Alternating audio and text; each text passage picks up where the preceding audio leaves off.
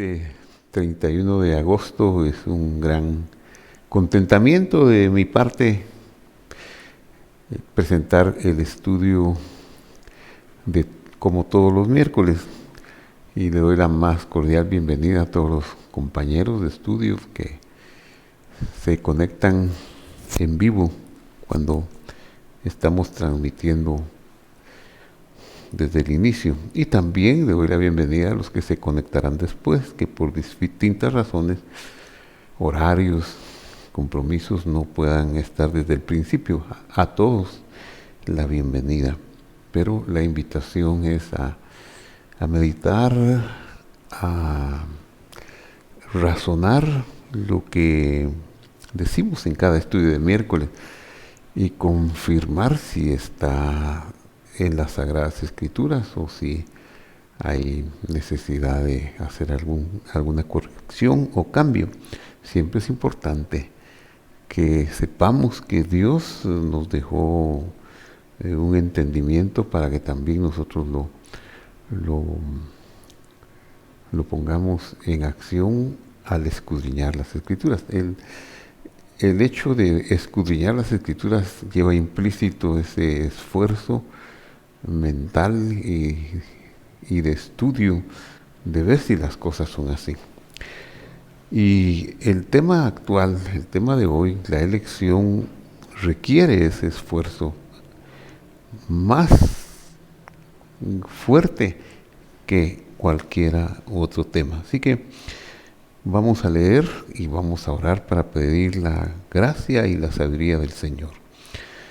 Juan capítulo 15, versículo 15 dice: ya no os llamaré siervos, porque el siervo no sabe lo que hace su Señor, pero os he llamado amigos, porque todas las cosas que oí de mi Padre las he dado a conocer. El discurso de la noche que el Señor fue entregado, a medida que se acerca el momento crucial de que será capturado y puesto en manos de los sacerdotes que lo van a examinar con un prejuicio preconcebido, con una decisión preconcebida de condenarlo.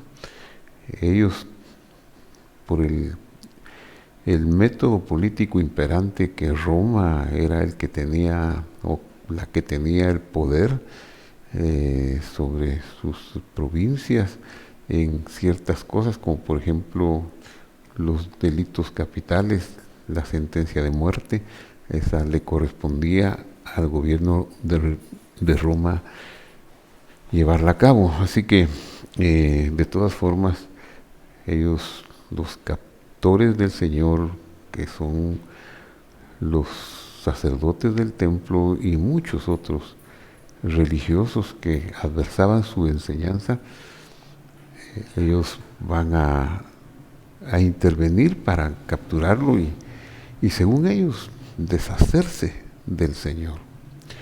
Lo que ellos ignoraban y lo que ellos nunca quisieron aceptar es que están, como dicen las Escrituras, atentando contra el autor de la vida, contra Dios mismo, en su forma disminuida. Jesús no es otra forma que expresar al Dios Todopoderoso, al único y sabio Dios, en su manifestación de máxima humillación durante el tiempo que vivió en la tierra. Pero la humillación más profunda tendría lugar en las horas subsiguientes, culminando con la muerte de él o el silencio de Dios en la cruz del Calvario. Eso es algo que nos da escalofríos. ¿Cómo pudo Dios permitir, cómo pudo él actuar de esa manera, de venir y tener un silencio de 3 días, de someterse a las leyes del Estado romano, a las leyes, incluso a las acusaciones religiosas preconcebidas y con una óptica errada? ¿Cómo pudo Dios pasar por ese camino de sufrimiento y de dolor, eso solo me hace a mí pensar en la grandeza de su bondad, de su amor, porque eso nos permitió a nosotros la humillación de Él, que conllevaba el pago de la deuda de nuestros pecados, nos permitió la oportunidad de verlo como Dios, de abrir nuestro corazón cuando Él nos llamó. De eso trata este estudio, la elección. Así que me conmueve su amor tan grande por la humanidad que Él deseaba salvar, por la comunión que quería tener con aquellos que habría de agraciar con su bondad, con su favor.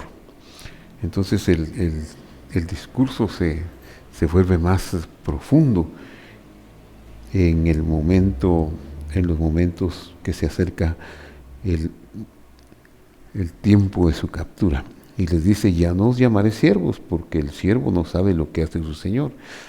O sea, les está compartiendo secretos en los capítulos 13, 14, 15 que estamos viendo y que hemos ido analizando paso a paso. Les ha compartido grandes tesoros y grandes perlas de sabiduría. Pero os he llamado amigos porque todas las cosas que oí de mi Padre os las he dado a conocer. Esto significa que todos los pactos, mi Padre no es como pudiéramos entender una persona, sino es un concepto teológico que significa los juramentos, las promesas, toda su palabra, toda la revelación divina, todo el escrutinio que habría de hacer para no cometer un acto injusto y poder salvar sin ser acusado por nadie de las creaciones que están en los cielos, que no sabemos cuántas son, de las creaciones que están fuera del cielo, condenadas por su rebelión, que tampoco podemos como decir que conocemos todas cómo son, pero ambas, las que están en el cielo y las que están en la tierra, y nosotros humanos en la tierra con menos conocimiento que ambas,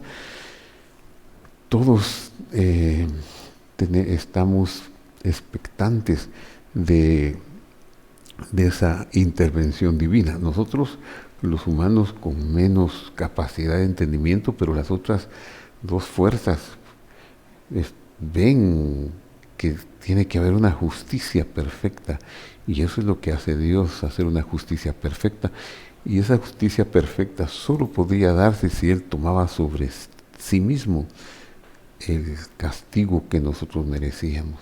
Esa es la conclusión.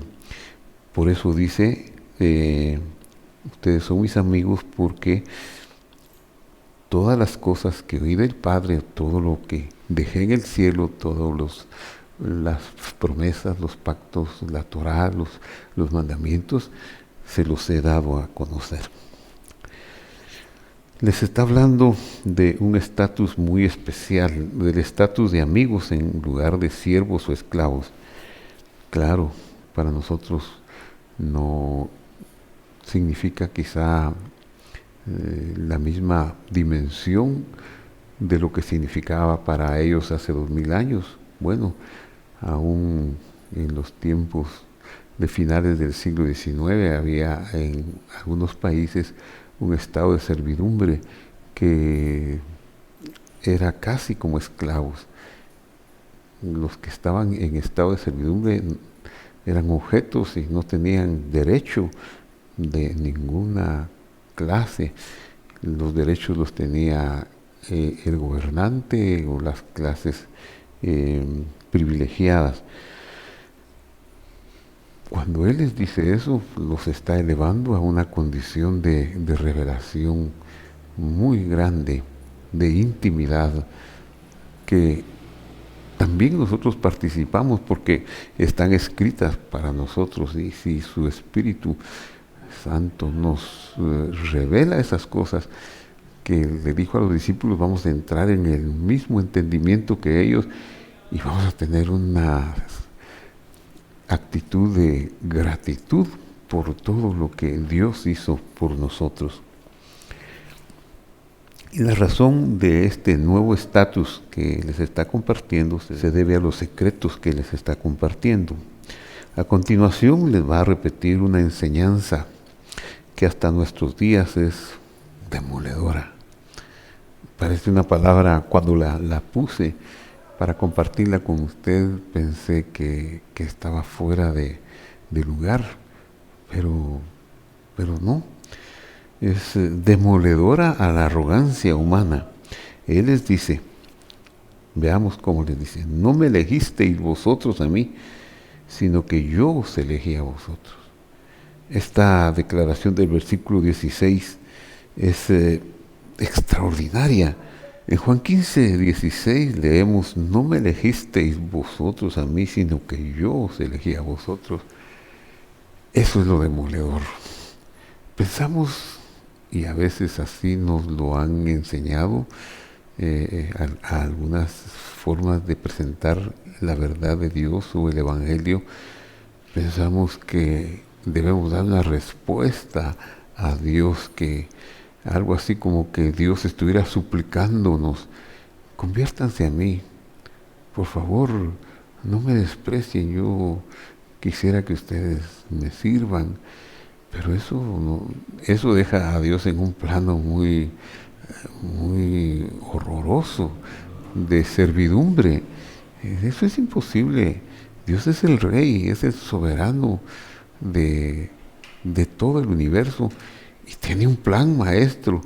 Y el hecho de que se haya humillado para pagar nuestra deuda no significa que tenga que rogarnos. Aquí lo dice. Con solo este versículo sería más que suficiente para tener eso con claridad y sacar de nuestro corazón la arrogancia humana de tener fe para creer en Dios, de hacer actos que me van a permitir a creer en Dios y que cuando yo comparto las verdades del Evangelio quisiera como decirle a la gente, miren, por favor, ustedes tienen que hacer algo. Eso no es así. La revelación de Dios viene por la educación que se inicia con el ABC de la verdad.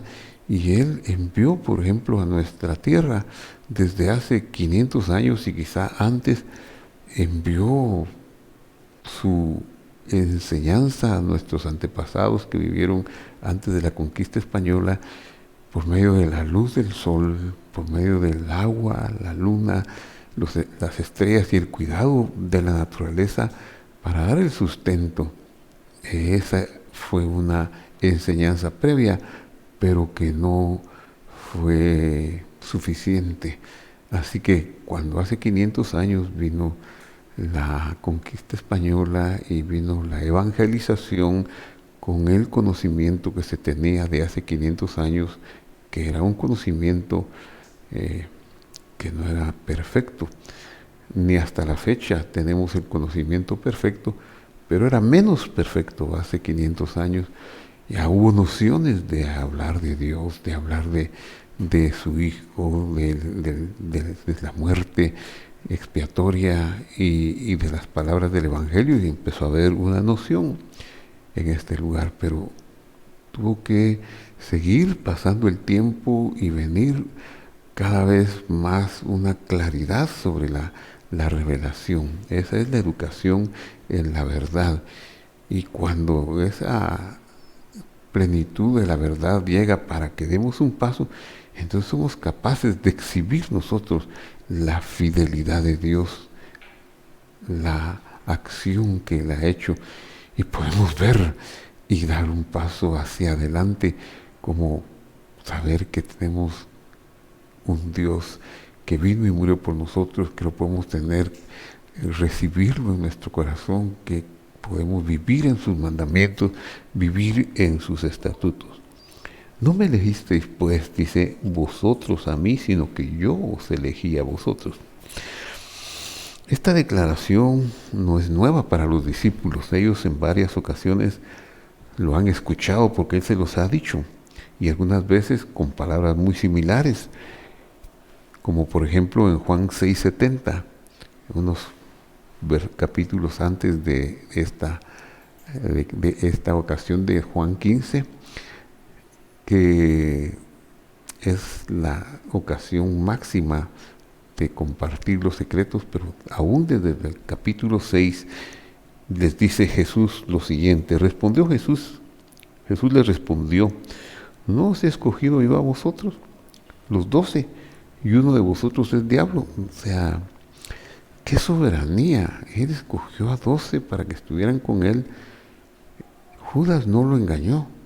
Judas no se hizo pasar y Jesús dijo: este lo voy a escoger porque me parece, me llega, y que después Jesús se haya sentido mal porque eligió mal. No es cierto.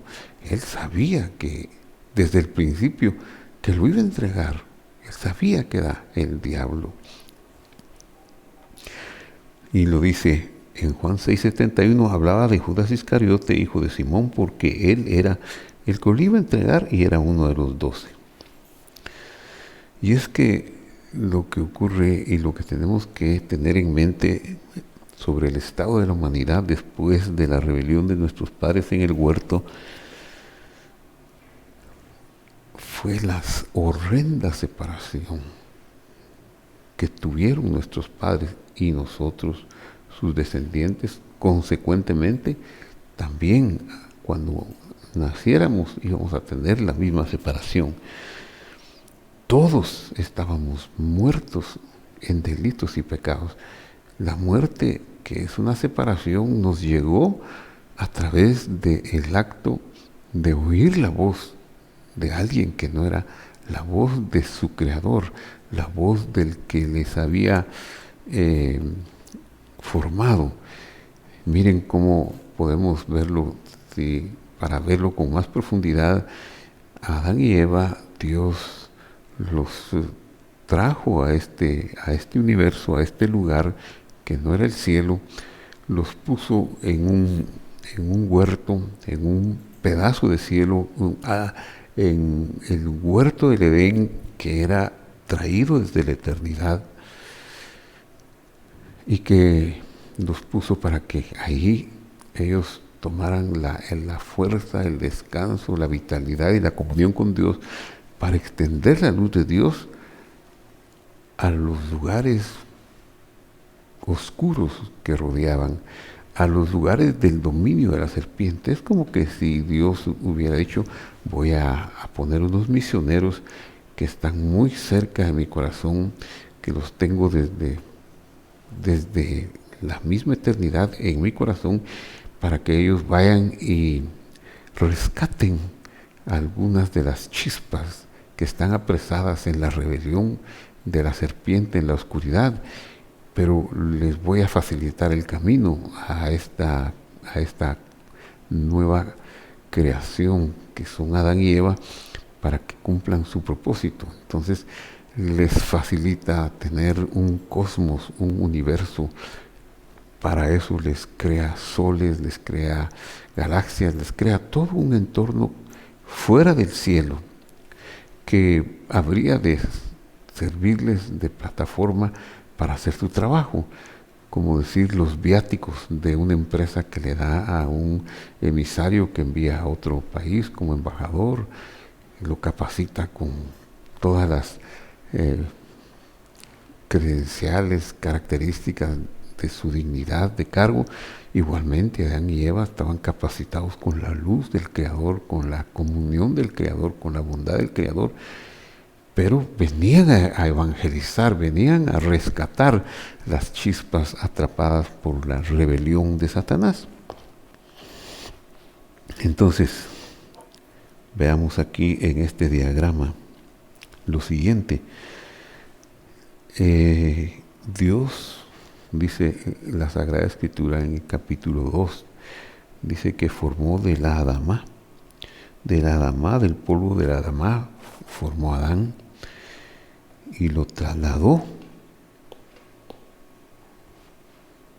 En esta otra gráfica vemos del polvo formado y ahora trasladado al huerto del Edén. Eso es lo que dice la Escritura. Y ahí en el huerto del Edén les dio a conocer la abundancia de la vida y de la delicia de vivir bajo la protección de Dios y bajo la comunión con Él, poniéndole a su alcance más elementos, por ejemplo, árboles para comer, ríos, oro, piedras preciosas y sobre todo el árbol de la vida, el árbol de la sabiduría, que es la Torá, o sea, los mandamientos, las promesas, los pactos, en una palabra, lo que pudieran necesitar, lo pone en el medio del huerto. Pero cuando ellos están en el Gan Edén, que quiere decir, Gan es un huerto y Edén pues significa algo delicioso, maravilloso, extraordinario. Desde afuera, ese ser oscuro que vive en la Eretz, así le llama la Escritura en el capítulo 1 a lo que no es el cielo, porque le empieza a llamar del verso 1, y la tierra estaba desordenada y vacía, es decir, no está hablando del planeta Tierra. El planeta Tierra es algo que Dios va a construir para que Adán y Eva cumplan su propósito desde el planeta Tierra, irradiando la luz del Creador hacia todo el universo. Un gran honor, una gran comisión que les es entregada. Entonces, desde la tierra, desde el Eres, o sea, lo que es el no cielo, el mundo de la oscuridad, la serpiente les empieza a hablar. Les empieza a hablar y les empieza a hablar como diciéndoles, bueno, hay otro árbol, hay otro conocimiento.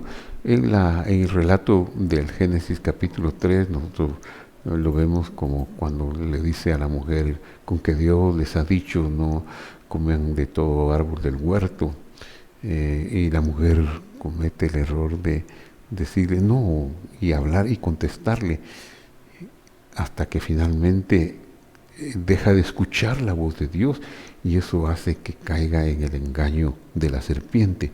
Cuando ella cae en el engaño de la serpiente, entonces se va alejando del árbol de la vida, que es la Torá, que es la sabiduría, que son las promesas, que son los pactos, que es todo toda la bondad de Dios. Se van alejando hacia la serpiente. La serpiente viene a simbolizar la antitorá, viene a simbolizar la no sabiduría. Todo lo que la serpiente pueda decir se basa en sensaciones, se basa en algo que no es suficientemente verdad.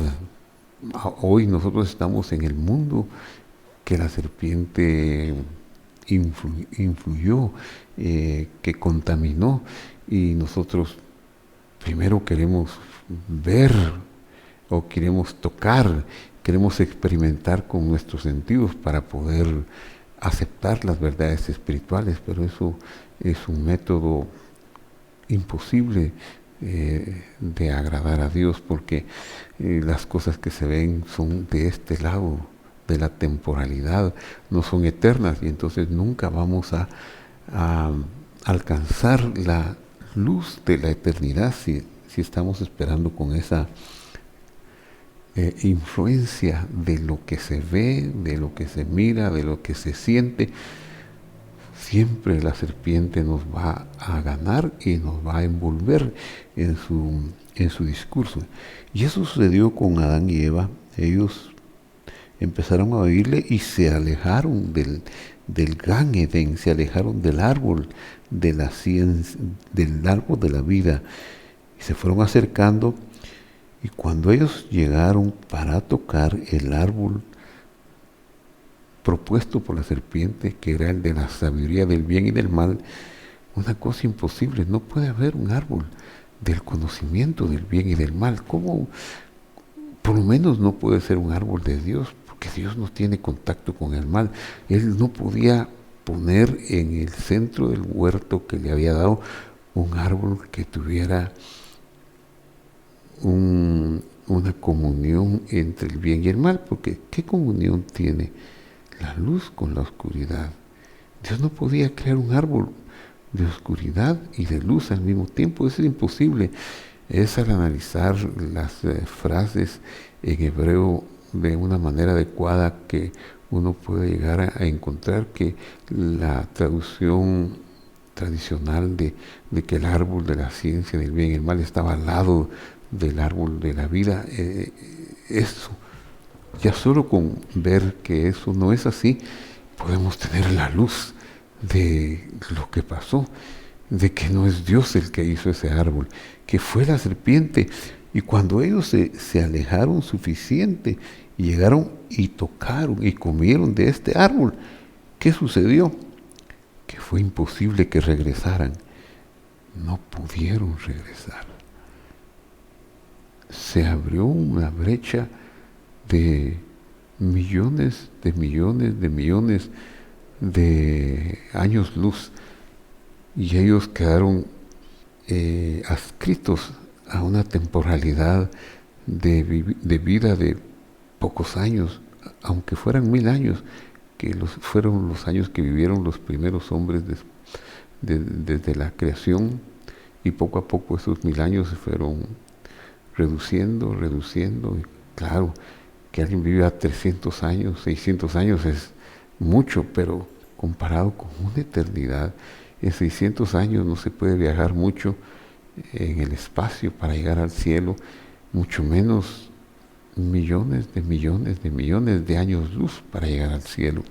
Así que es imposible llegar al cielo con un cuerpo temporal, con un cuerpo reducido a la autoridad de la serpiente. Entonces se creó una división, se creó una separación, y a eso le llamamos la muerte. No podían ellos más tener comunión. Cuando ellos se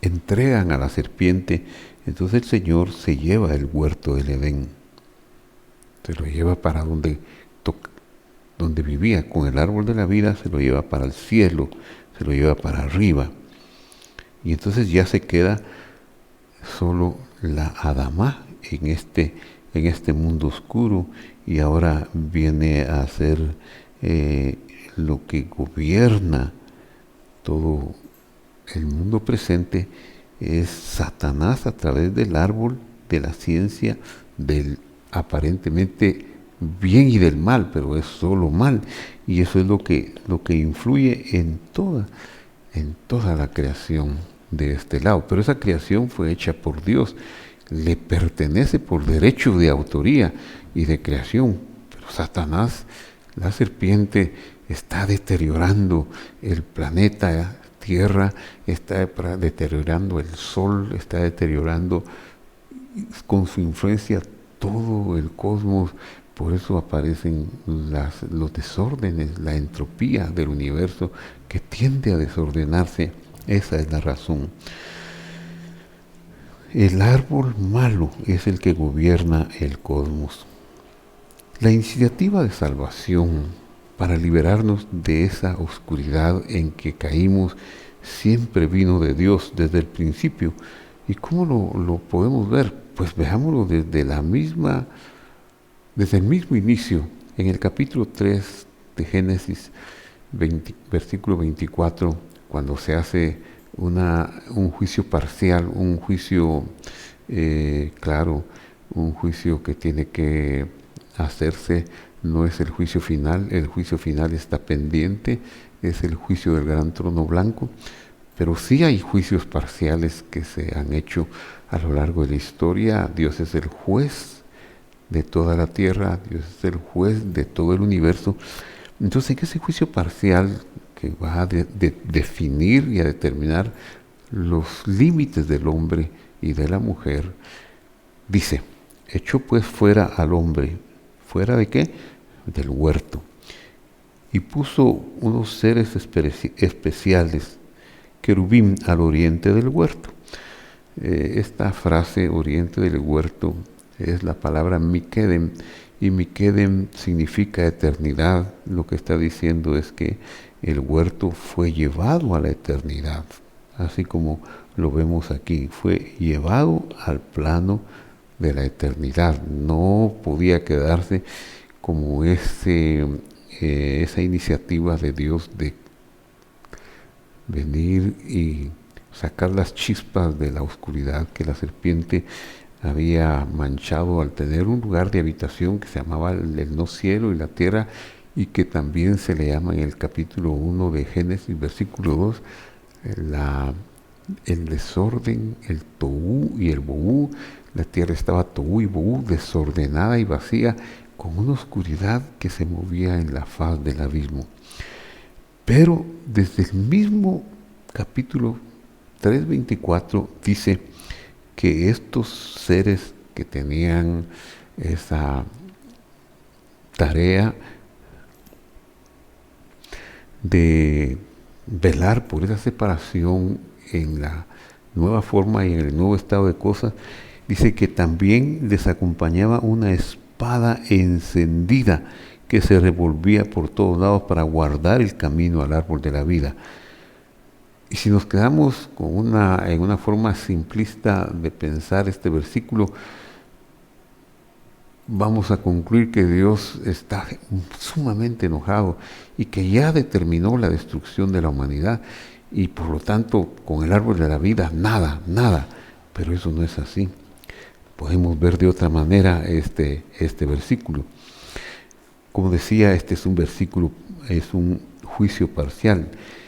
Y una espada encendida, la palabra es lahat, que se revolvía.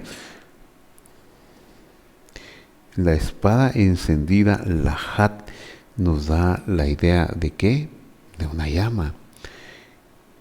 Por pequeña que sea, está iluminando en la oscuridad. En otras palabras, está iluminando el camino al árbol de la vida. Está diciendo, hay una muerte, hay un abismo, no se puede, ustedes no van a poder, pero yo voy a hacer un acto, yo voy a hacer una obra que no la van a entender a menos que sea por revelación.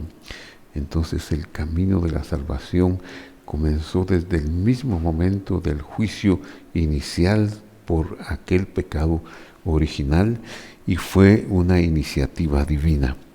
Veamos, voy a tomar solo 2 ejemplos, pero muy relevantes. El primero es en Génesis 6:8. Y Noé, dice, halló gracia ante los ojos del Señor. Este versículo está dado en el contexto de la maldad que se había incrementado. Dice que el camino del hombre era de continuo al mal. O sea, ya bajo el influjo del árbol del malo, que Satanás vendió la idea de que era un conocimiento bueno y malo, o un conocimiento del bien y del mal, ya este árbol empezó a ejercer su influjo. Y en esas generaciones de unos 1000, 2000 años que pasaron desde que este hecho sucedió hasta Noé, la tierra se había descompuesto, porque la tendencia del hombre era de continuo al mal. No dice al bien y al mal, sencillamente es al mal, es deterioro tras deterioro tras deterioro. Pero aquí hay una luz evangélica, hay un anuncio de buena nueva, porque dice que Noé halló gracia a los ojos del Señor. Esa es una llama, la llama de la salvación que está mostrando algo bueno. La palabra gen, gracia es gen. Y es uno de los 13 atributos de misericordia del Señor. Nos revela ¿qué nos revela esa palabra? Si tenemos que entender las cosas en su justa dimensión, Porque si la palabra es uno de los 13 atributos de misericordia del Señor, ¿qué significa la palabra gracia? La palabra gracia, desde que yo la escuché en años, muchos años, un favor inmerecido. Esa es la palabra gracia. La gracia es un favor inmerecido, y eso es cierto. Dios no mira méritos, sino que Dios tiene un plan de salvación para toda la humanidad. Ellos se han acreditado en el tiempo de Noé el juicio de la exterminación, las herramientas de la justicia en ese tiempo demandan que se elimine al ser humano. Y la serpiente no está en contra de la eliminación del ser humano, si ella lo que quiere es el caos, lo que quiere es eliminación total de cualquier cosa que en este lado, donde tiene su hegemonía, tenga que ver algo con Dios. Él odia a la humanidad, Él quiere destruir a la humanidad en guerras, en tumultos y en tantas cosas, así que siempre va a influir para que tienda al mal, para su árbol del mal va a impregnar todo lo malo. Si no es la mano de Dios que detiene el mal, a lo largo de la historia tendrían que haber habido muchos juicios similares de exterminación al juicio del diluvio. Y entonces la palabra gen, la palabra gracia, que dice que Noé halló, nos está hablando de, en otras palabras, que le extendió su favor a Noé. Cuando le extendió ese favor a Noé, Noé empezó a responder adecuadamente, a dar fruto de esa extensión de bondad que recibía de parte de Dios. Y en el caminar del camino de la salvación, de la revelación de salvación, ahora vamos a encontrar una declaración extraordinaria. Génesis capítulo 12:1 dice: el Señor había dicho a Abraham, vete de tu tierra. Cuando sucede Génesis 12:1, ya ha habido mucha intervención de Dios con Abraham. Ya le ha empezado a dar el ABC, a extender su favor, también como lo hizo con Noé, pero sobre todo a instruirlo y a enseñarle, de tal forma que Abraham empieza a responderle a Dios con obediencia, con actos que nos admiran y que le llamamos el Padre de la Fe. Veamos. ¿Qué es lo que le dice Dios a Abraham? Le dice, lej. Este es un verbo imperativo, lej. Este verbo, los verbos hebreos, cuando se vuelven imperativos, a veces pierden algunas de las letras de su componente. Los verbos imperativos en hebreo son los verbos futuros, pero que se les cae la letra que hace futuro. Y este verbo, lej, su raíz es jalá. Jalaj. Pero esta letra, jalaj, es débil y entonces se cae en la conjugación generalmente, en algunas conjugaciones, especialmente del futuro o en el imperativo, se cae y solo quedan dos, lej.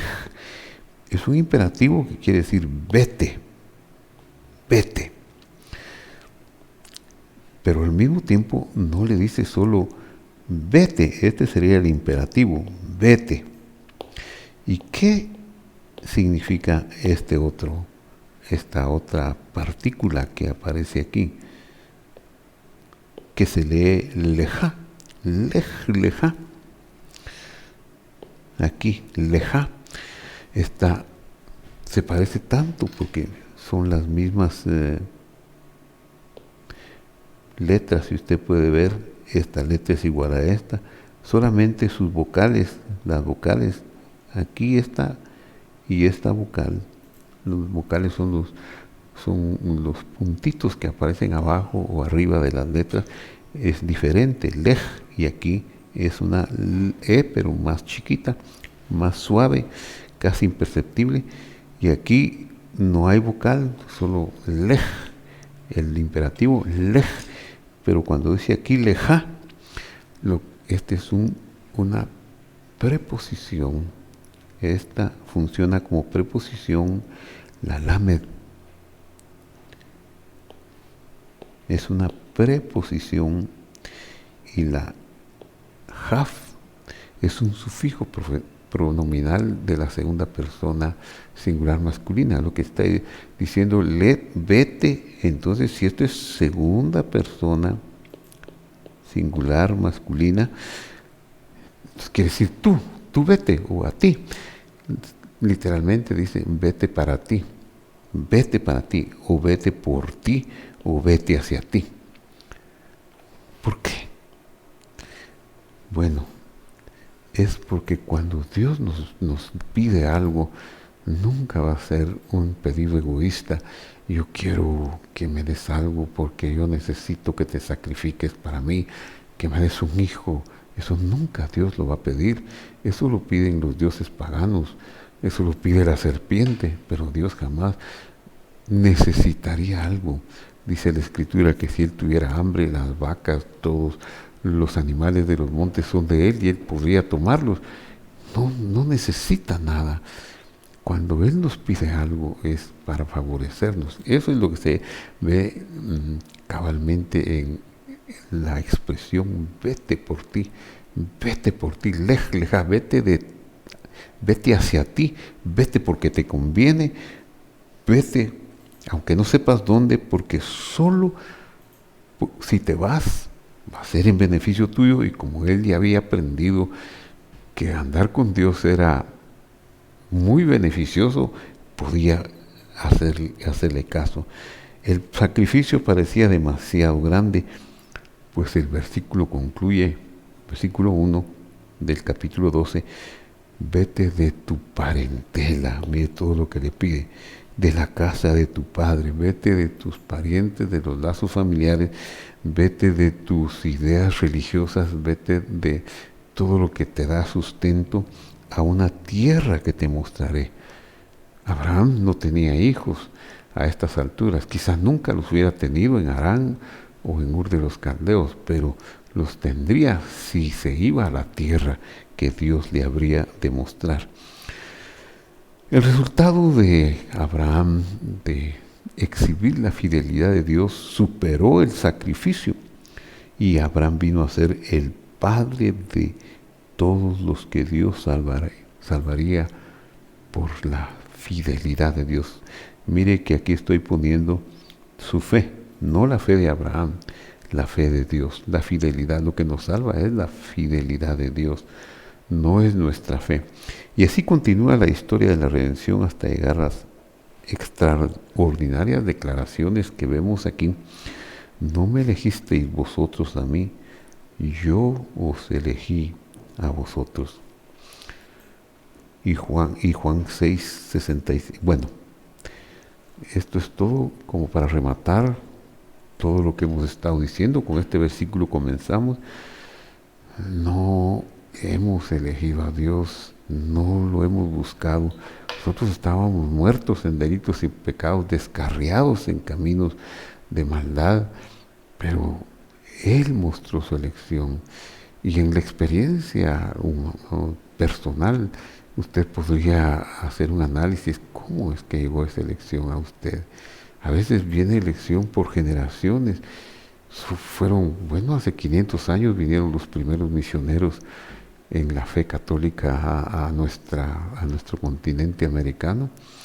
Hace que en 1882 vinieron otra oleada de evangelización a través del protestantismo, de la fe protestante en nuestro país. En 1913, don Pablo Burges viene a Quetzaltenango, y lo menciono a él porque él fue importante en traer una imprenta, en difundir mucha literatura que habría de beneficiar a unos y a otros. Amó a la etnia quiché, y él y su esposa, bueno, más su esposa y un equipo de étnicos quichés, tradujeron el Nuevo Testamento directamente del griego al quiché. El quiché le llaman el idioma de la gramática perfecta. Nosotros no lo entendemos, pero ellos se involucraron en traducir el Nuevo Testamento. Les costó 25 años, con muchas penurias, pero lo hicieron. Hoy muchos creyentes en Dios de la etnia quiché le deben su gozo y su alegría al trabajo de estos misioneros, al equipo que juntamente con doña Dora de Burgues, don Patricio Scheck y algunos otros hermanos de la etnia plasmaron ese Nuevo Testamento. Cuando tenían el manuscrito, lo llevaban a Nueva York para que la Junta de Misiones, la Junta Presbiteriana, lo pudiera publicar. Pero al ingresar a Estados Unidos, uno de los oficiales de la aduana lo confiscó, porque estaban en la Segunda Guerra Mundial y pensaron que podía ser claves del enemigo, y no lo querían dejar pasar. Fue a base de mucha intervención, oración de muchas personas de la Junta Misionera, de la Junta de Misiones, que lograron rescatar aquel trabajo de 25 años. Mire todo el esfuerzo para que hoy hay iglesias muy grandes de la etnia quiché que han recibido el conocimiento de esta noche que él fue entregado.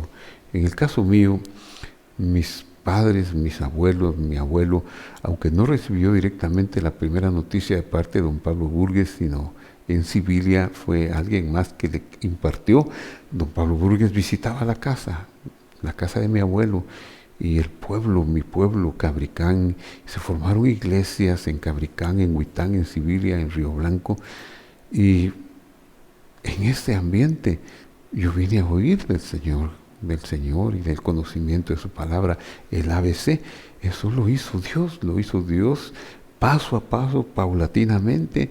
Mi mamá tenía un amor por la obra misionera, por los misioneros. Ella siempre estuvo involucrada en su pueblo, en Cabricán, y en su pueblo, en Sibilia, en la organización de iglesias, en el cuidado de la iglesia.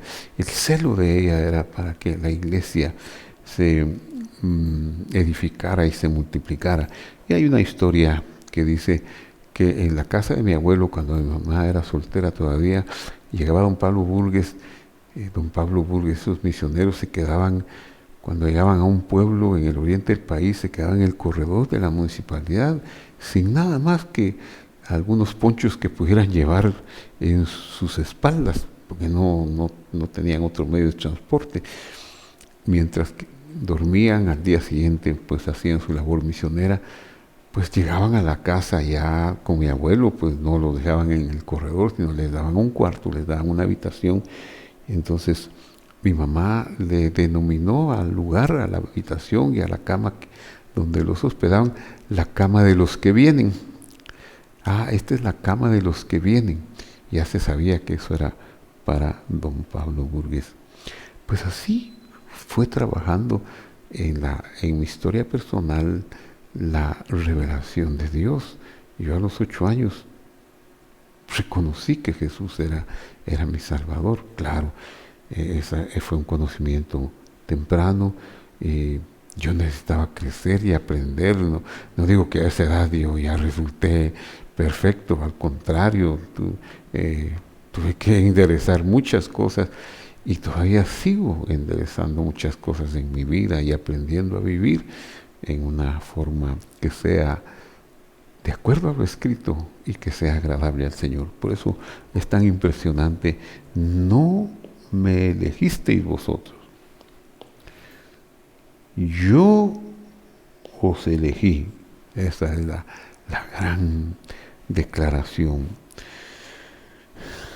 Y en Juan 6:5, veamos un poquito estos versículos. Y dijo: por eso os he dicho que ninguno puede venir a mí si no le es dado por el Padre. O sea, Dios impulsa misioneros, Dios impulsa hombres, Dios impulsa mujeres que den escuela dominical de niños, que den escuelas de vacaciones.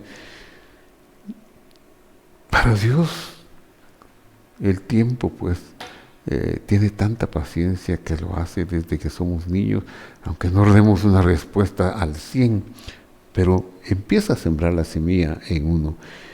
Pedro le respondió, versículo 68, Señor, ¿a quién iremos? Ahora Pedro es un hombre con ya un conocimiento bastante elevado. No está perfecto, porque después de Juan 6:68 todavía tendrá algunas muestras de su caminar hacia la verdad, de su aprendizaje, pero ya tiene una declaración tan extraordinaria que dice: ¿a quién iremos? Solo tú tienes palabras de vida. Eso nos pasa a todos en nuestros estados de crecimiento. Nos vamos afirmando en verdades poderosas. Solo tú tienes palabras de vida eterna. Y nosotros hemos creído y conocido que tú eres el Mesías, el Cristo. O sea, el Mesías es el título del Dios disminuido, del único y sabio Dios disminuido, para venir a pagar la deuda y poder unir la separación de la humanidad con el cielo y quitar la muerte de en medio. Tú eres el Cristo, el Hijo del Dios viviente. Jesús le respondió: no os he escogido a vosotros. Esa fue su respuesta en el versículo siguiente. No os he escogido a vosotros, Él es el que eligió. A vosotros los 12, claro, hay uno de vosotros que es el diablo. Es que si Dios no escoge, si Dios no vierte su gracia, ¿qué podemos hacer nosotros? Somos diablos, somos pertenecientes al mundo oscuro. Es su favor, es su gracia lo que nos puede llevar y salvar. No hay mérito en nosotros, solo por su gracia, solo por su favor. Hablaba de Judas Iscariote, hijo de Simón, porque él era el que lo iba a entregar y era uno de los 12. Bueno, concluyo aquí con una oración de gratitud y con una invitación a usted. Si usted oye estas enseñanzas y le late el corazón por dentro, si hay un fuego, quiere decir que está siendo llamado. Dios lo ha llamado desde hace mucho tiempo. El mérito de su llamamiento no le pertenece a hombre alguno u organización alguna. El mérito es de Dios. Dios quiere involucrarnos a nosotros. Padre que estás en el cielo, gracias, porque si no fuera por ti no sabríamos que tú existirías y no sabríamos que tú nos amaste tanto. No tendríamos esa dicha de conocerte, pero gracias a tu amor tan grande, a tu paciencia, a tu fidelidad, nosotros podemos hoy adorarte, amarte, estudiar tus sagradas palabras y enseñarlas y compartirlas con los demás. Si hoy, Señor, entre los que están escuchando hay un corazón que se aletea, yo te pido que tú te reveles contundentemente a ese corazón y que pueda recibirte. Aparentemente es un acto humano recibirte, pero no, exhibir tu amor, diciéndote: yo creo en ti, como dijo Pedro, tú eres el Cristo, el Hijo del Dios viviente. Eso no te lo reveló carne y sangre, eso te lo dio mi Padre, eso fue mi Padre el que te lo dio. Señor, gracias, Señor, en el nombre de Jesús. Amén. Bueno, hemos concluido este largo estudio y quiera Dios usar estas palabras para edificación suya. Que Dios lo bendiga. Bendito sea Él por su amor y bondad. Lo invito a estar con nosotros en los otros estudios o a ver algún estudio pasado en nuestras listas de difusión en el canal. Usted puede ingresar y ver algún tema que le interese. Y si no, el próximo domingo a las 9 de la mañana transmitiremos en línea un servicio dominical y a las 10:45 el servicio presencial. Mientras tanto, la paz del Señor sea con ustedes y su amor, su gracia les visite. Hasta la vista.